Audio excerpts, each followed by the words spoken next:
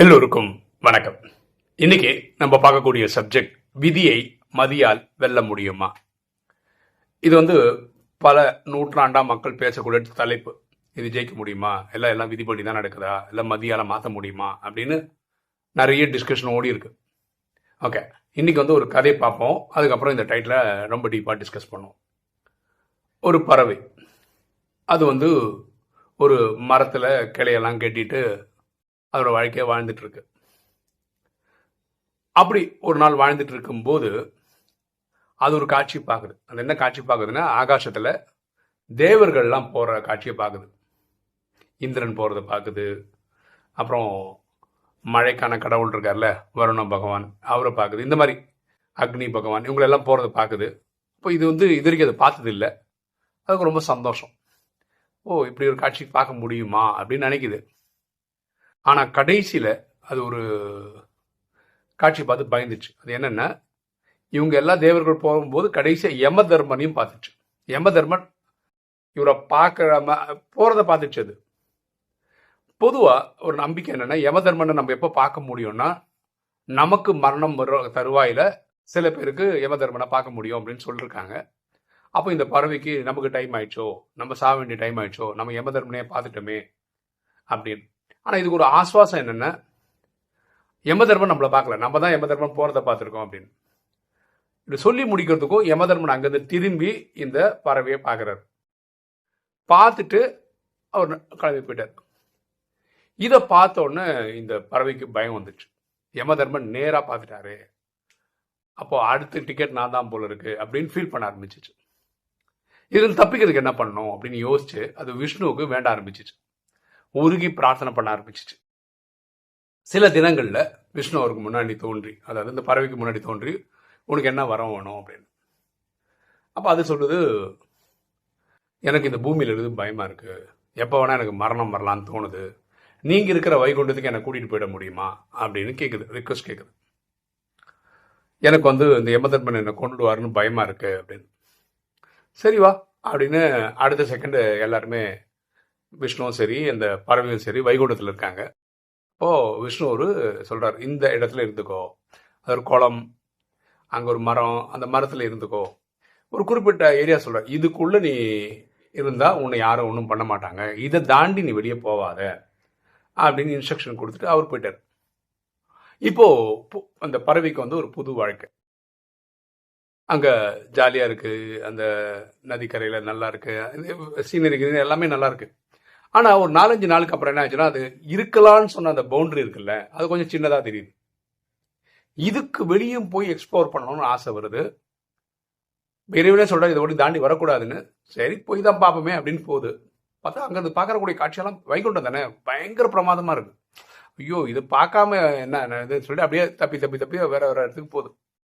அப்படி ஒரு கிளையில போய் உட்காரும்போது ஒரு வேடன் அம்பு விடுறான். அந்த அம்பு இந்த பறவை மேலே படுது. இந்த பறவை சாவ கிடக்குது. அப்போ அதை நினச்சி பார்க்குது, இறைவன் சொன்னார் அந்த ஏரியாக்குள்ளே இருக்கணும்னு சொன்னார், நான் தான் வெளியே வந்துட்டேன், அது கிடைச்ச தண்டனை தான் பொழுதுன்னு நினச்சிட்டு இருக்கு. அப்போ பார்த்து யமதர்மன் வர்றார். யமதர்மன் பார்த்த உடனே இந்த பறவை சொல்லுது, விதியை மதியால் வெல்லலாம் அப்படின்னு நான் நினைச்சேன். என்னோட சாவை புத்திசாலித்தனமாக நான் அது மீண்டு எடுத்துடலாம் அப்படின்னு நினைச்சேன். நீங்கள் எப்போ என்ன ஒன்றுக்கு நேருக்கு நேரடியாக பார்த்தீங்கோ, அப்போ எனக்கு மரணம் நிச்சயிக்கப்பட்டதுன்னு தெரிஞ்சு போச்சு. அதனால இறைவன்கிட்ட வேண்டி நான் பூமியிலேருந்து நானே வைகுண்டத்துக்கு வந்துட்டேன். ஆனால் இந்த வைகுண்டத்திலேயே இங்கே சாவை நான் நினச்சே பார்க்கல. மரணம் என்னை திறத்துக்கிட்டே இருக்கு, விதியை மதியால் ஜெயிக்க முடியாது அப்படின்னு நான் புரிஞ்சுக்கிறேன் அப்படின்னு.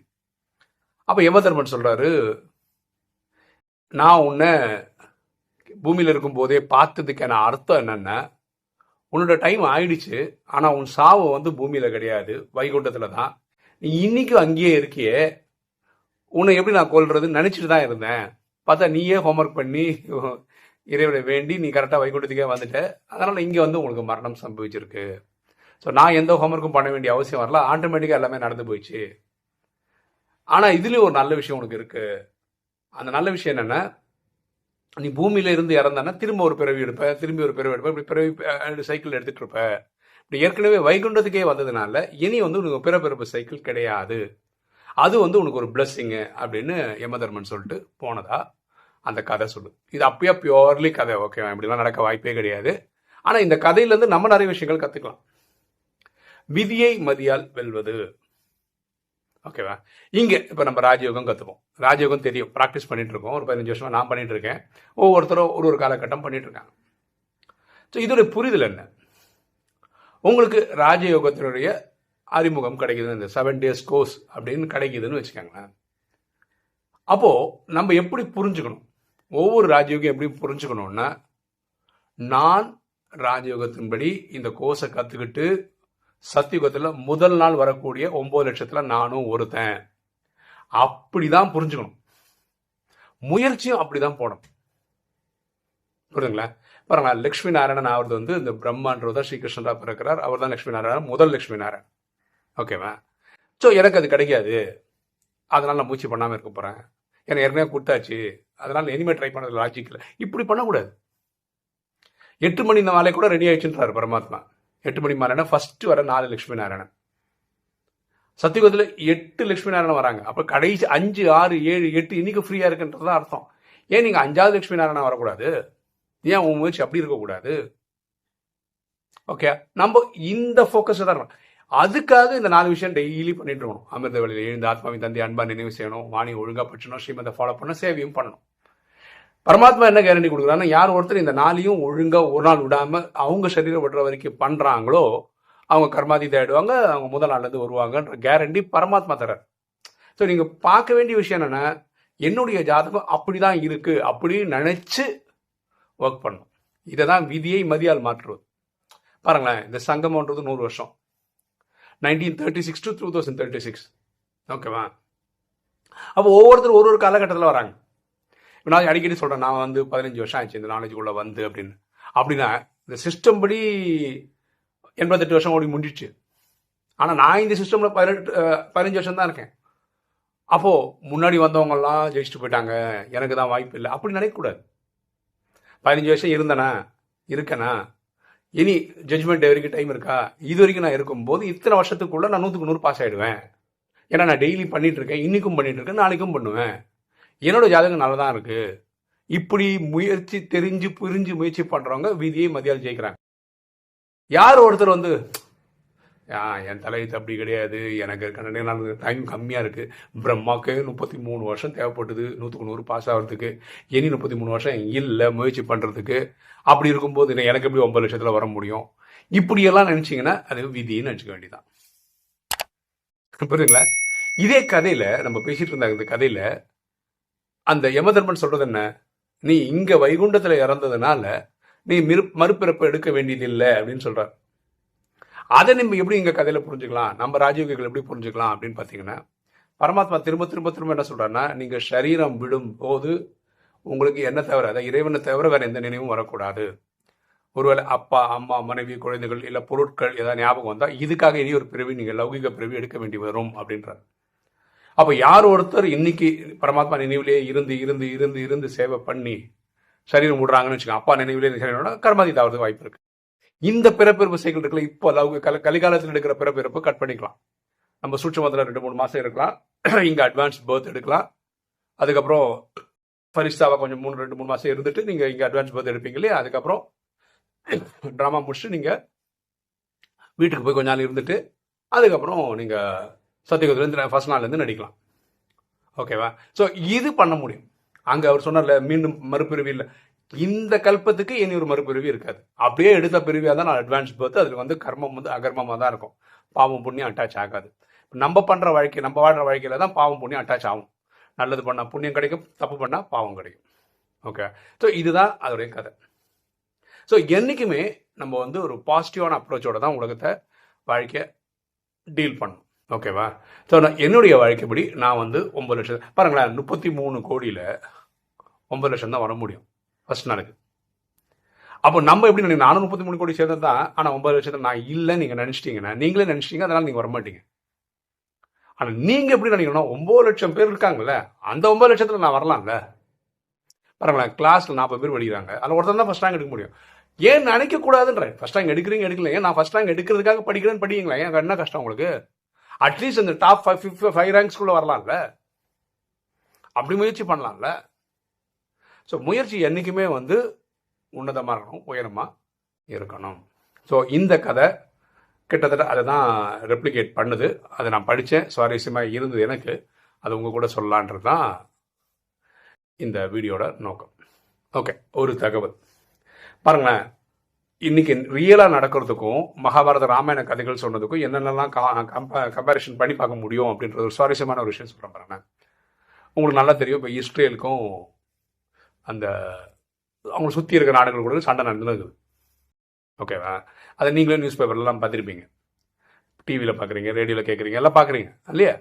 அப்போ அதில் ஒரு சுவாரஸ்யமான விஷயம் என்னென்னா, இஸ்ரேல் மேலே யாராவது ஆயுதங்களை ஏவினாங்கன்னு வச்சுக்கோங்களேன், இஸ்ரேல் அதை தன்னை தற்காத்து கொள்றதுக்காக நிறைய சிஸ்டம் வச்சிருக்கு. அதுக்கு ஒன்று பேர் வந்து அயன் டோம்னு பேர். அந்த அயன் டோம் எப்படி ஒர்க் ஆகும் அப்படின்னு பார்த்தீங்கன்னா, 20-30 கிலோமீட்டர்ல இருந்து ஒரு ஆயுதம் வந்து இவங்க மிசைல் தான் அடிக்கிறாங்கன்னு வச்சுக்கோங்களேன், இஸ்ரேலுக்குள்ள இந்த அயன் டோம் தடுத்துரும். ஓகே, அதாவது 20-30 கிலோமீட்டருக்குள்ளேருந்து வரணும். ஒருவேளை 200-300 கிலோமீட்டர்லேருந்து வருதுன்னு வச்சுக்கோங்களேன், அயன் டோம் அதை ஒன்றும் பண்ணாது. அதுக்கு இவங்க கிட்ட வேற ஒன்று இருக்கு, டேவிட் ஸ்லிங்னு ஒன்று இருக்கு. அது என்ன பண்ணும்னா 200-300 கிலோமீட்டர் தூரத்துலேருந்து வரதை அது தடுத்துரும்.